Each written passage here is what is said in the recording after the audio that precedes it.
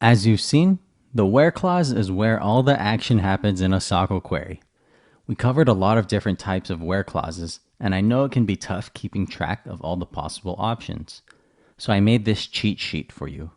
Every line in a where clause will follow a format like this. There are 4 sections in this cheat sheet, each corresponding to one part of the where clause.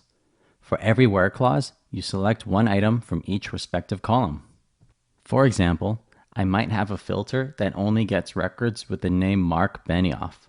You see the appropriate choices in the cheat sheet are highlighted. Similarly, for this where clause specifying a minimum numerical amount value. This where clause uses the in filter that we discussed.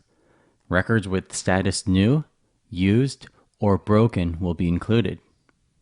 This where clause uses the like filter, which is our fuzzy matcher.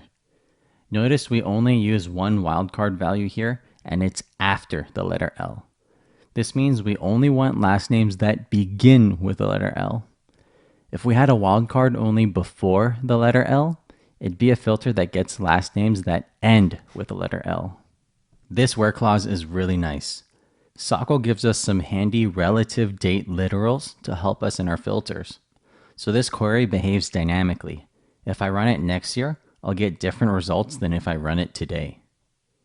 Here's another relative date filter that we can use. You'll find some common ones on the bottom right of this cheat sheet, but SOQL has even more.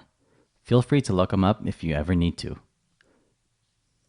And that's it for our where clause cheat sheet. Very soon, all of this will be ingrained in your head, and you won't necessarily need to refer to this. But in the meantime, cheat away.